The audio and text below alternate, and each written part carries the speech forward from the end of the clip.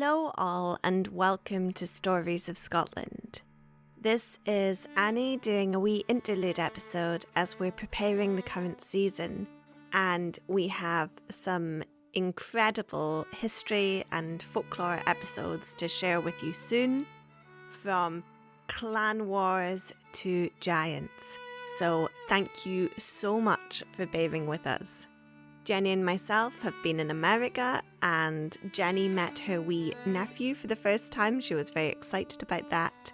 And now we're both currently writing an awesome new season. However, in the meantime, to tide us over, I've got a new story from myself and a wonderful old story from Jenny, which was originally from our Patreon. And both of these tales are about dragon-like creatures. So let's begin with something fresh yet very ancient. It's folklore forged in dragonfire. We're going back to Scotland in the medieval period, the 11th century to be precise. It's a turbulent time, marked by alliances and clashes between powerful kingdoms and rulers who are fighting for control. Borders between territories are in constant shift as powers are formed and fractured. Now let's focus on one of these groups, the Norse-Gaels. They are claiming their place in the history books, seizing land and seas for their own. They are a community of mixed Gaelic and Norse ancestry, stemming from Norse settlers who intermarried with native Gaels. Now, this might seem like an unexpected mix. Certainly for me, one of the most prominent histories of Norse-Gael relations that I think of is the Norse Viking raiders who sacked religious abbeys and massacred monks. However, by the 11th century, the Norse-Gaels have their cultures emulsified, just like an unexpectedly distinctive and powerful mayonnaise, which is binding together the kingdom of the Isles, from the Isle of Man to the Outer Hebrides. Now, one of the rulers of the Norse-Gaels that we're going to look at today is named Godred Crovan, often called Gori or Ori, which comes from the Gaelic, but to be honest, I love the name Gori because I think it sounds a wee bit like an Australian drinking nickname. Anyway, though Gori's origins are slightly obscured and mysterious, he made a lasting impact on these islands and left a long-standing legacy as a notorious warlord. Now, being a notorious warlord has highs and lows. One of the main disadvantages is that when a problem arises which can be fixed with a heavy sword or axe, your warrior chief is definitely the one who is expected to be at the front holding that weapon. And unfortunately, the lives of notorious warlords tend to be littered with these opportunities to raise weapons and to stab or swipe away whatever problems destiny has put in your path. Yet, this myth about Gori is one of both strength and intelligence, which I think is why I like it so much. So one of the islands that he rules, Islay, is pleading for him to come to their defence. Islay is the southernmost island of the Inner Hebrides. Nowadays, folk call it the Queen of the Hebrides.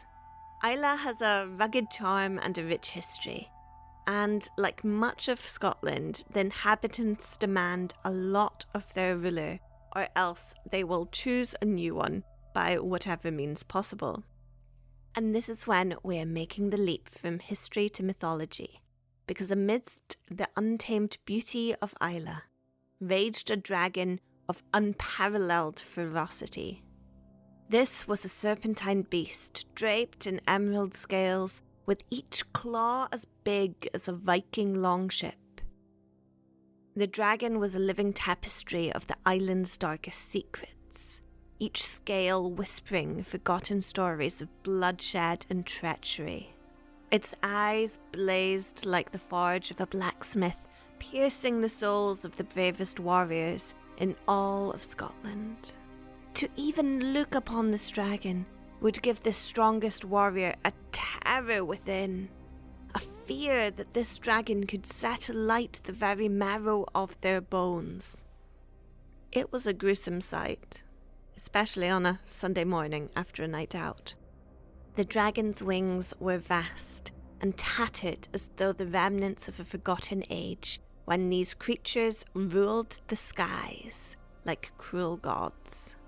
And this dragon had brought its full wrath to Islay, settling near the area of Ballygrant in the north of the island. Whenever night set, people would hear it roaring like booming thunder, and much like thunder, everyone would be hoping and praying that the storm that was this dragon was not approaching them, that it was not coming to burn their homes or eat their cattle or worse, their kin. Many had tried to defeat the dragon, and yet all had perished in their attempts. Skeletons of great warriors littering the glen. The legend says that there was not a family in all of Islay who had not lost a soul to the never-ending hunger of the dragon.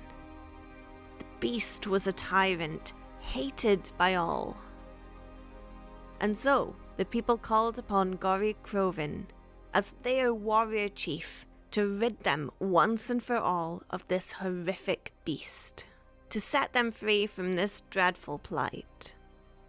Now, Godred was not one to run away from a fight, but even he could see that in a battle of strength, he would not win against this dragon.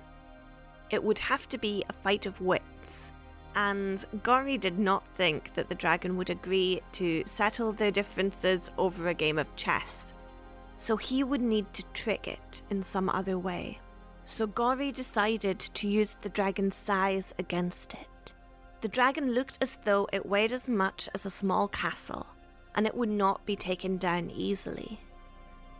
But this may be a disadvantage for it. Godred was also fearfully aware that if he tried and failed to kill this dragon, he would not get a second chance, because he would become a dragon snack, and nobody wants to be a dragon snack. More than anything, Godred wished to avoid that grisly fate, and so he began to weave a cunning plan. First, he anchored his great ship in Loch Endall, and then he commissioned the crafting of numerous barrels.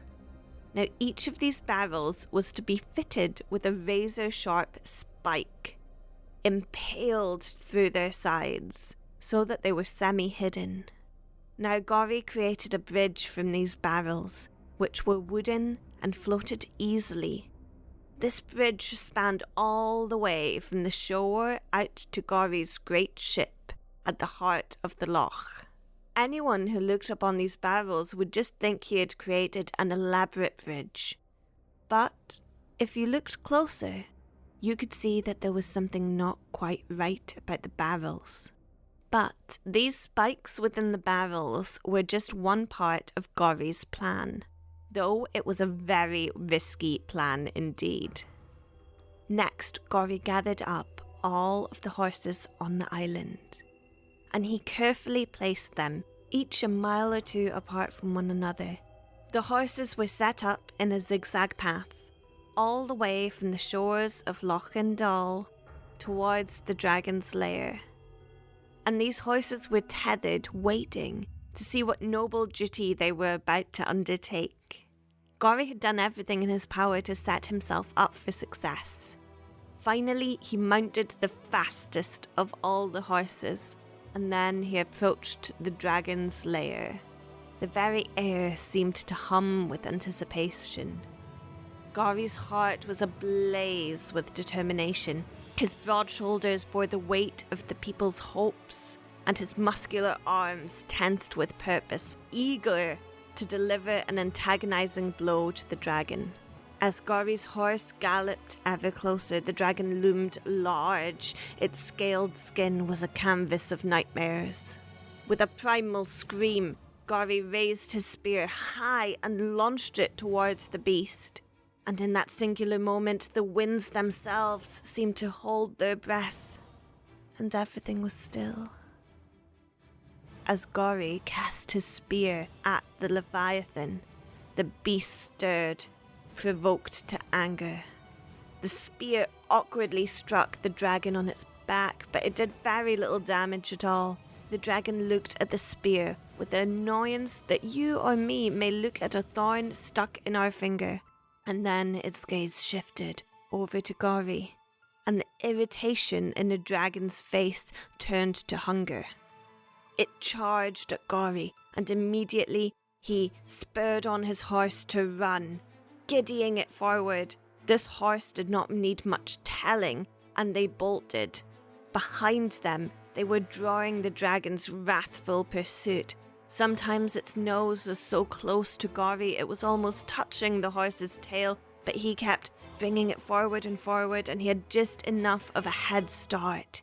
He pushed the horse to gallop faster than it had ever run before, though perhaps this was less due to his skill and more due to the gigantic dragon behind them. A couple of minutes passed, though it felt like a lifetime, and Gori saw the next horse he had put into place earlier. He saw it right up ahead, and they charged towards it. With just seconds before the dragon caught up to them, Gori exchanged his tired horse for a fresh mount, leaving the spent animal behind. Now the dragon, in a ravenous frenzy, it devoured the weary horse that Gori had just ridden so fast. And then it resumed its chase of Gori on this new horse.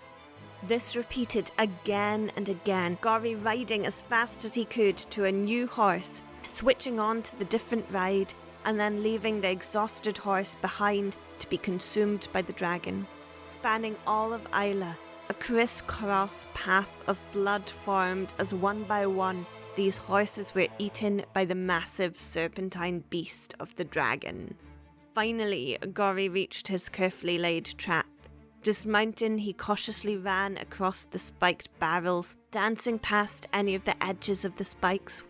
He knew where they were. He leapt aboard his waiting ship. But they remained in the loch. The dragon ate the final horse, and by now it was very full indeed. Now, if I was a dragon who had just eaten a few dozen horses, I would perhaps consider a wee nap. And this dragon may have been thinking the same thing. It was so full that it could hardly move. However, all dragons have their pride, and this dragon was not going to let a man go free who had dared to throw a spear at it. And the dragon did not know the barrels hid a great danger. It barely looked at them as it stumbled clumsily over the wooden gauntlet, believing it was walking over the final bridge between its big teeth and the foolish warrior chief. But shockingly, its mighty form was too heavy for the barrels, and they burst beneath its weight, and the dragon was impaled upon the unforgiving spikes. With several spikes now impaling its body, the dragon looked up to see Gori bringing his sword down upon its head. And that is how the dragon died that day. A mixture of overeating, a spiked barrel bridge, and a bloodthirsty warrior chief together brought about the end of the tyrannical dragon of Islay. In the aftermath of this titanic clash, the inhabitants of Islay beheld the warrior chief standing triumphant over the defeated dragon as its corpse slowly sunk to the bottom of Loch Endall. Their hearts swelled with pride and gratitude, yet a storm of sorrow brewed just beneath the surface. For in the process of vanquishing this beast, a terrible sacrifice had been made. The island's cherished horses had been offered up to the dragon's insatiable hunger. As Gori returned to shore, his people's cheers rang out, their voices carrying both joy and yet mourning. The once gentle glens now lay scarred with the memories of fallen horses, each one having borne the chief onward in his desperate race against the dragon. The people's hearts were torn asunder, as if pulled by the twin forces of light and darkness. With the dragon's demise, the island's future seemed secure, yet there would be no horses to plough their fields that year. Perhaps, if you listen carefully, you could hear the spirits of these great steeds galloping on the waves of Islay, forever telling the tale of Godred Crovan's victory, a bittersweet reminder of the cost of survival. And so, this is how Godred Crovan became legend, his name forever entwined with the memory of the dragon he had slayed. Really interesting story. I think the dragon serves as a symbol of adversity and fear, a seemingly insurmountable challenge that threatened the very existence of the people of Islay. The creature embodies the primal forces of chaos and destruction, representing the hardships and trials faced by the inhabitants of the island. And its defeat at the hands of Godred Crovan, the warrior chief, signifies triumph of courage, cunning, and determination over such adversity. The struggle of the dragon also underscores the idea that victory often comes at a massive cost, as evidenced by the sacrifice of the island's horses, who were of great value to the people. In a broader sense, dragons are often an allegory for the struggles that individuals and communities confront in their daily lives. It reminds us that the most daunting challenges can be overcome with bravery, resourcefulness, and the unwavering spirit of a united community. Yet everything comes with a cost. I think perhaps in the modern world, I wonder if there are other creatures on our planet who would look at humans as the insatiable dragons, as we relentlessly deplete and damage the Earth's natural resources. In that case, I can see this story as a poignant reminder for the need of courage, innovation, and collective effort to address the issues of our time. For us to perhaps change our ways before we sink to the bottom of Loch and Dal. But then, perhaps it's just me who feels like a dragon because I'm very hungry right now. Anyway, that's my monster folklore for this episode. So I'm going to pop on Jenny's story, which was originally a Patreon episode, and it's an absolute dream. I hope you enjoy it. Many thanks to our patrons who have supported us and have made it possible for us to make this content. If you'd like to support us, please head on over to our Patreon. Link will be in the episode description. Until next time, I hope you all have a beautiful day. Slán Shabbat.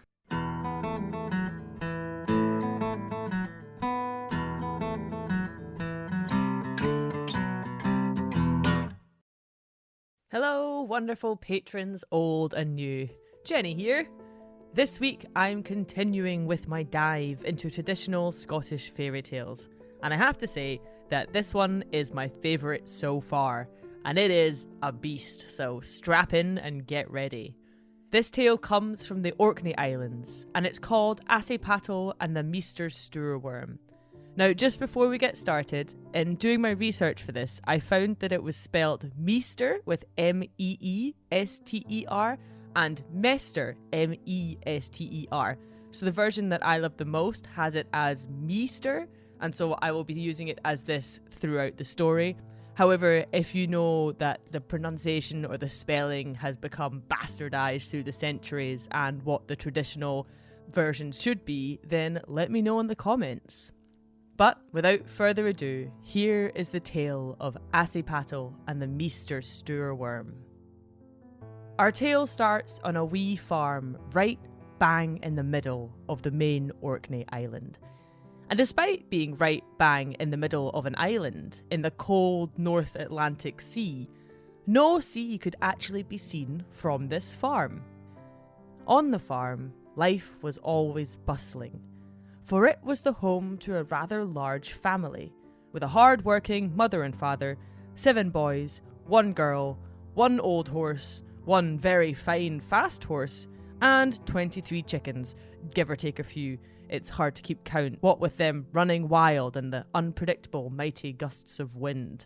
The 6 eldest boys were awful hard-working, for there's never not something to be done when there's so many mouths to be fed. The girl was hard-working too. She was the second youngest of the lot, but she was often out earlier and in later than the other lads. And then there was the youngest of the large brood, Assipattle. Now, Assipattle could work if he really had to. And he would work if his brothers yelled at him enough. But really, Assipattle liked nothing more than sneaking off to the creaky old barn, hiding amongst the haystacks, and whiling away the hours in a world of his own. A world of heroes, adventures, gallant knights and damsels in distress. Dragons, giants, and mythological monsters stalked through his imagination.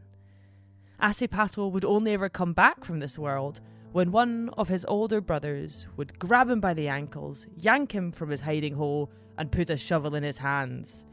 There was always work to be done. The only person who ever entertained Assipattle's entertaining imagination was his sister, Mary.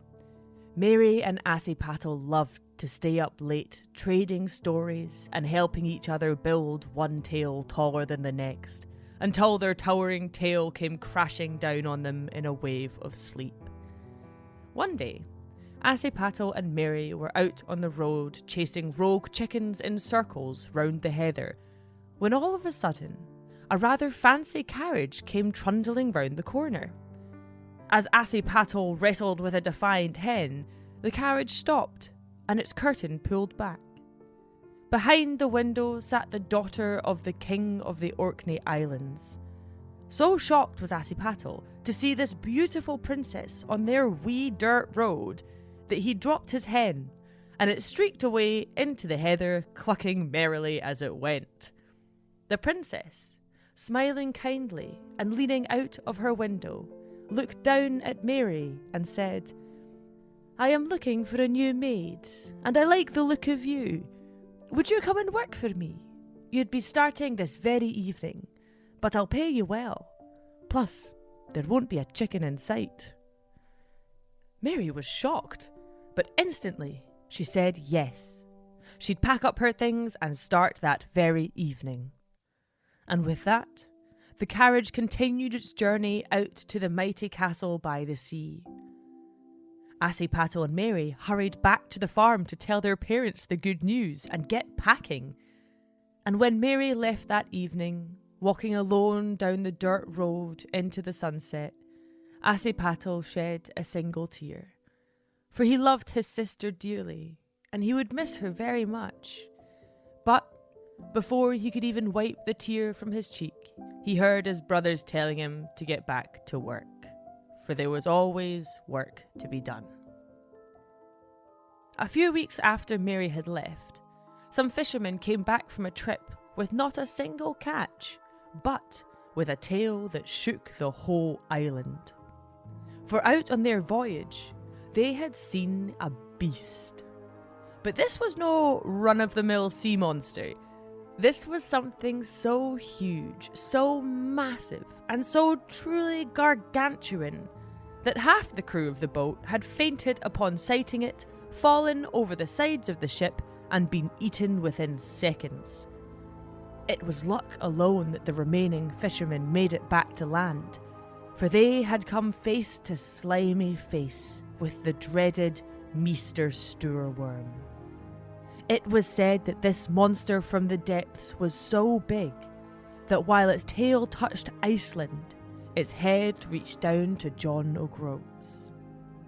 The people of Orkney knew of the Stoor Worm, and they dreaded it.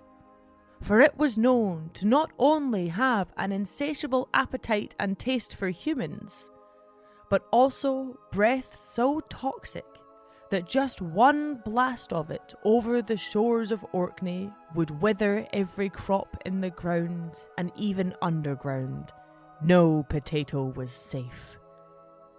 And so, upon hearing this dreadful tale, in a hurried panic, the king drew his council together and began to discuss what should be done about the impending danger of the Stoor Worm.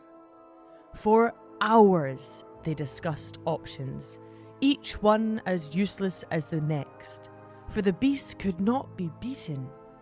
In the wee hours of the morning, a slow knock came at the door of the chamber. "Come in," said the king wearily. The council all turned and watched as the queen swept into the chamber. An audible, exasperated sigh came from one council member, and sly looks passed between the others. For the queen was not liked amongst the council, nor, for that matter, much of Orkney. For she was the king's second wife, and she seemed hell-bent on making life miserable for everyone, especially for the princess. "Good folk of the council, may I suggest a solution as to how to deal with this most dangerous of beasts?" With no solution himself, the king conceded and said, "Aye, let us hear it then." "Well, it's not so much me that wishes to speak," drawled the queen, "but rather the sorcerer who has the solution." An uncomfortable silence fell over the dimly lit room, for this Rasputiny sorcerer was even less trusted and less liked than the queen. No one was ever quite able to put their finger on it, but he was both repulsive and alluring at the same time, and the folks of Orkney did not like this at all. The queen, however, well, she and the sorcerer were best of pals, so much so that speculation was rife, and in the shadows of the castle, rumours were whispered that would make the king's beard curl.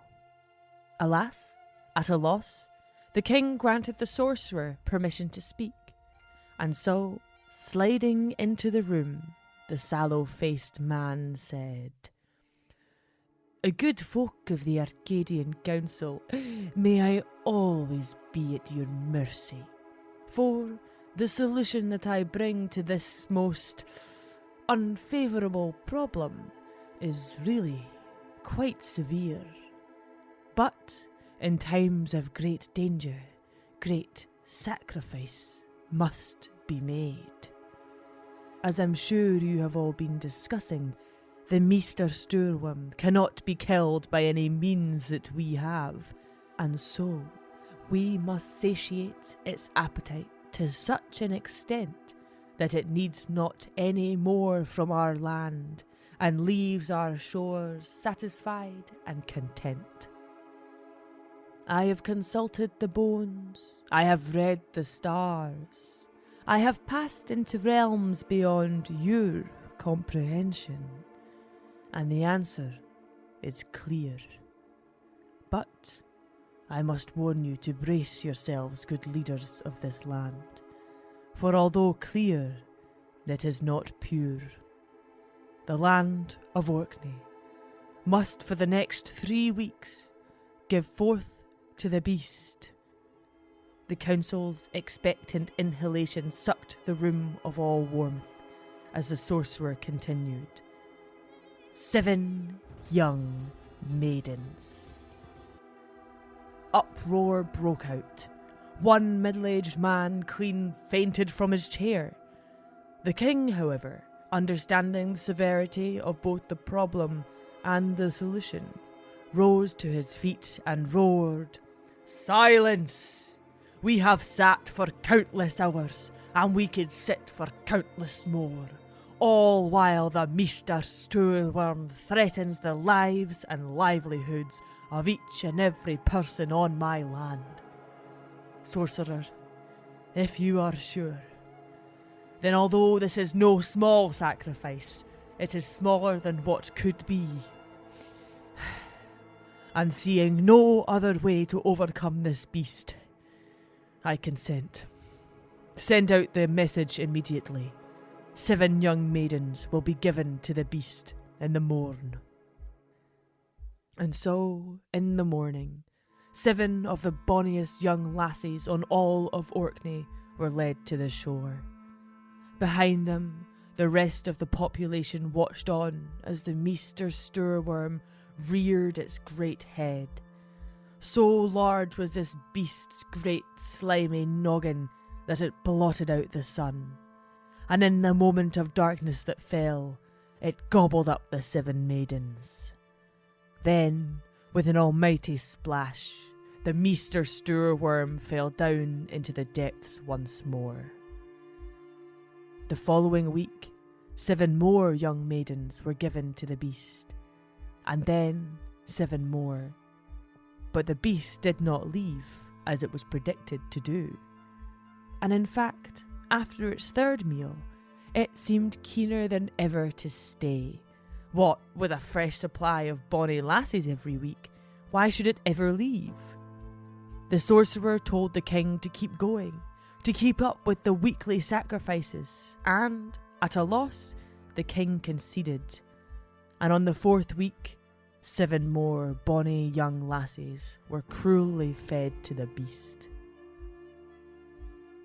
By this point, every household in Orkney knew of a girl who had been taken, and the fear for the remaining lassies was high. Mothers and fathers hid their daughters, or cut their hair and put them in lads' clothing, or even tried to send them far away onto the mainland.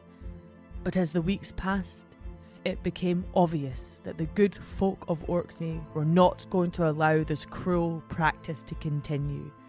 Fearing revolt, the king turned to the sorcerer once more, and, with the trace of a sly smirk upon his lips, the sorcerer said to the king, "Strong king of Orkney, you must know that what I say comes not from me, but from the gods above.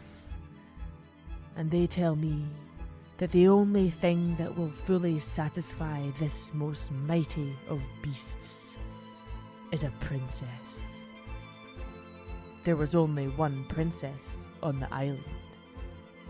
The king's world collapsed around him, but he could not let all of his people's worlds collapse around them too.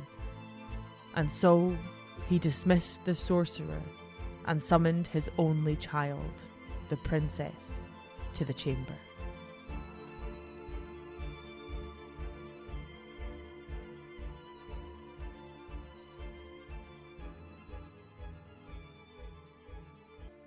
And here the princess and her father speak softly for a short while, and then embrace tenderly, the roaring fire warming them as they wept. But before the king would offer his own daughter to the gargantuan meester Stoor Worm, he would try his very best to slay this beast. But the king was an old man and no match for the monster, and so he delayed the date of his daughter's sacrifice by 3 weeks, and in the meantime, he sent out a call to all men on Orkney and beyond. "If you can come and slay this beast, then as a reward you shall have my daughter's hand in marriage, the kingship of this land, and the almighty Sicker Snapper." Sicker Snapper was the king's sword, but the sword was not made for him. It was, in fact, the ancient and powerful sword of Odin himself. The king's call rippled across the island and beyond, and soon it reached the ears of our young farm lad, Assipattle. He was horrified that the princess was the next sacrifice, for never in his life had he seen such a bonny lass. Since she had stopped on the road and swept away his sister, his dreams had been filled with windows and curtains, and each time the curtain was pulled back, her beautiful face shone out from behind it. But after the announcement, the curtain in his dreams would not so much as twitch, and whenever he lunged to rip it back, the window would crumple into dark nothingness, and young Assipattle would awake in a fearful fit. One morning, he announced to his 6 older brothers that he was going to put his name forward to fight the beast from the deep. He was almost deafened by the roar of laughter that followed. His face burning from shame and rage, he ran to the barn, dove into his favourite hiding spot, and began dreaming of ways he could save the princess. But dreaming of ways to save the princess and actually saving the princess are 2 very different things. Soon the day came for all the men of the land to come forward and fight the Stoor Worm, and 36 brave men stepped up. But, upon travelling to the shore and looking out at their foe, 12 passed out, 12 turned on their heels and ran for the hills, and the remaining 12 dropped their weapons, returned to the king's castle, and drowned their terror with ale. And so, to the king's dismay, the final night came before his daughter's sacrifice. He pulled up his best soldier and told him to prepare a ship for the morning. Not a ship to carry the princess out, but a ship for himself. For he had to try everything to save his daughter, and if this is what it took, then he would try to fight the beast himself. His soldier was aghast. But, my king, you are old and weak. 36 of the strongest men our land has to offer could not so much as approach the monster. There is no way, even with your sword sicker-snapper, that you can defeat this otherworldly foe. Alas, good soldier, I know, but a valiant death protecting the only thing I treasure more than my own life is better than having to live with myself after tomorrow. Prepare the ship. And so, resigned to the grim task, the soldier began preparing the king's ship for the morning fight. That night, not a single soul in Orkney slept. Assipattle was tossing and turning endlessly in feverish anticipation. With each turn, a new plan for how to save the princess bubbled up from his imagination. But no matter the plan, it was thwarted as impossible by the next toss. Through the thin farmhouse walls, he could hear his parents arguing. His mother had taken his father's finest horse out, a handsome steed named Swift, and tried to ride it fast, so that she could hear the latest developments in the Stoor Worm saga from the surrounding farms. But the horse had not so much as cantered before falling into a slow trot. "Why will you no tell me the secret o' your horse, Jack? For when you ride it, it goes like the wind. There's no faster horse on this island. But for me, it's as well as going backwards. It's embarrassing. Do you no love me any more? Is that what it is? I tell you all my secrets. Why will you no tell me yours? Why can you no tell me the secret o' making Swift fly like the wind?" Good woman, I love you as I always have." Assipattle heard his father's voice soften. "I trained Swift myself, and it's my proudest achievement, aye. I suppose I can tell you, but you must never tell another soul, ken. For what good is having the fastest horse when all can steal your tricks, Now listen here. When I want Swift to stand still, I give him one good clap on the shoulder. When I want him to go like any other horse, I give him 2 good claps on the shoulder. But when I want him to fly like the wind, I whistle through a goose windpipe." Upon hearing this, Assipattle's heart began to sing the strangest song. It was the song of surety. And listening to this queer tune, Assipattle rose from his straw mattress, slid out of his room, down the hall, and out the front door. And just as he was leaving, he snatched his father's heavy riding jacket from the hook. He cut through the darkness into the stables and quietly woke Swift from his slumber. After securing his saddle, he led the horse out and clapped it once on the shoulder to make it stand still. This it did, and Assipattle hoisted himself onto the steed's strong back. Then he gave the horse 2 claps on its shoulder, and lo, it began to trot. But as no one in the farmhouse was able to sleep, they all heard this commotion and rushed outside. Amazed and confused at what they saw, they all attempted to pull Assipattle from Swift's back. But before they could rein in the horse and its rider, Assipattle fumbled in his father's jacket pockets and pulled out the windpipe of a goose. Raising the bizarre tube to his lips, he blew through it with all his might.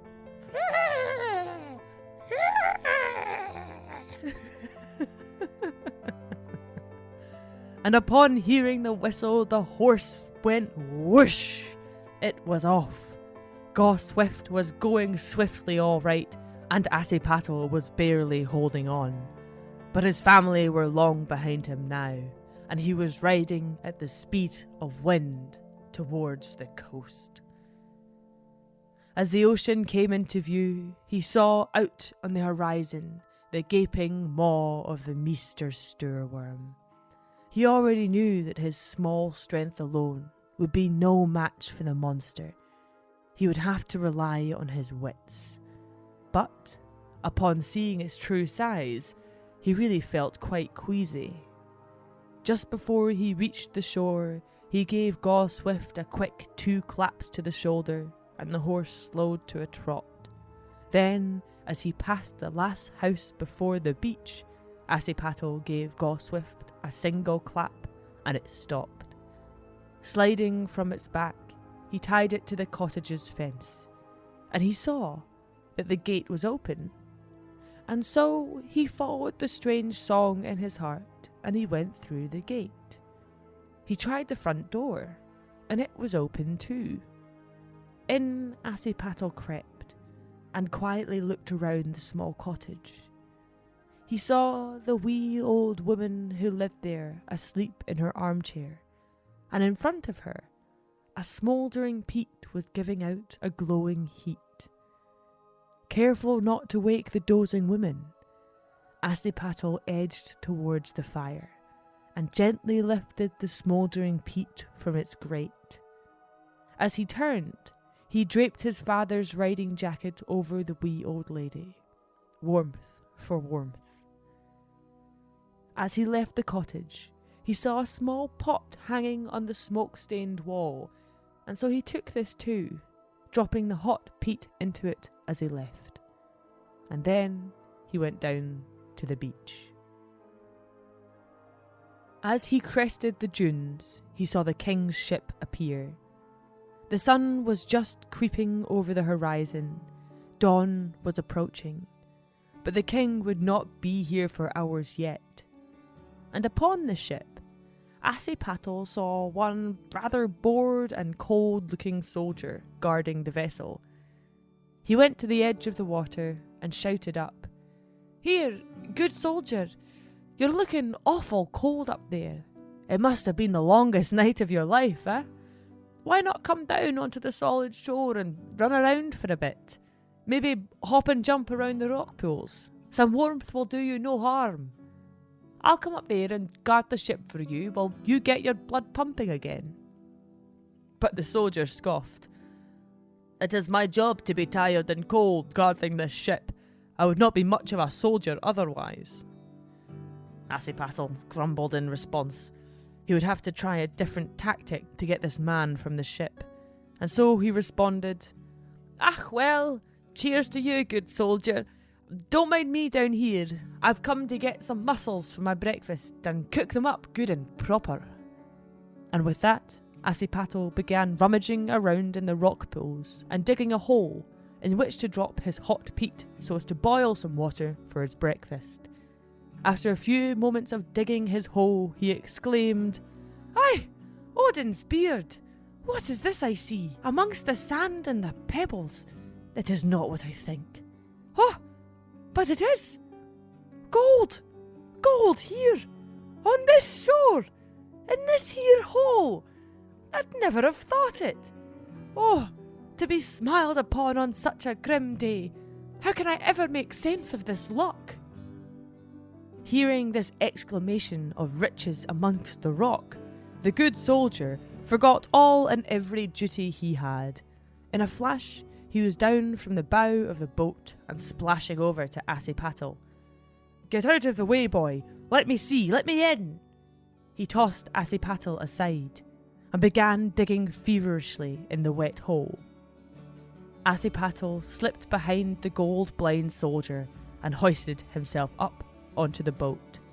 Within seconds, he'd untied it from the shore and was rowing away. It took the soldier a good while to come to his senses and see that there was nothing but rubble in this hole, which meant that the boy had lied about the gold. Wait, where is the boy? The soldier pulled his head from his hole and whipped around. The ship was far out already and sailing straight for the maw of the meester Stoor Worm.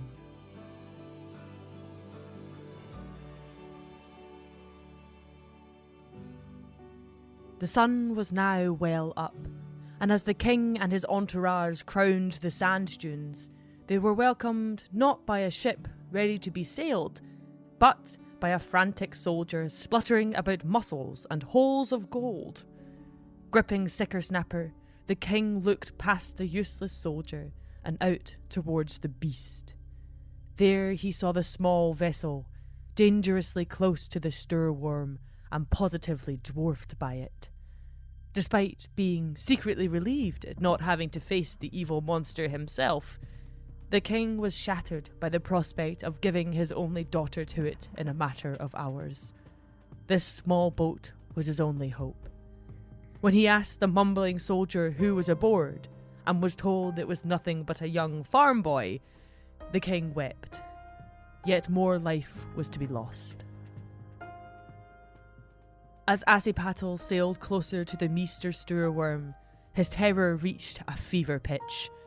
But he found he was still able to hear the fluttering song of his heart over its rapid beating. The mighty Stoor Worm was stirring and waking slowly.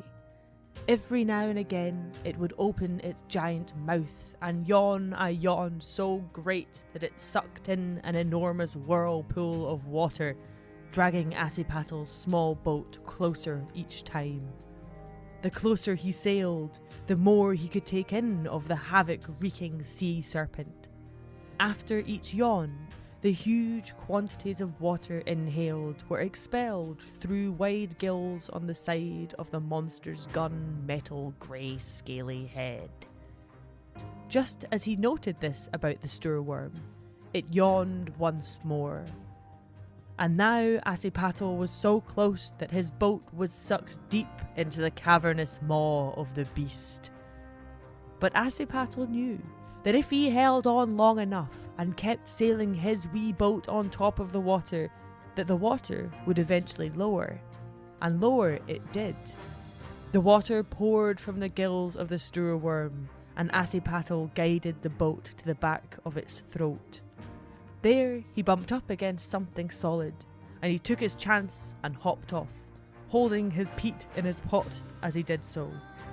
Just in time as well, for the Stoor Worm had felt the boat, and hoping something edible and protein-rich was aboard, swept it into his towering, jagged teeth and crushed it in an instant.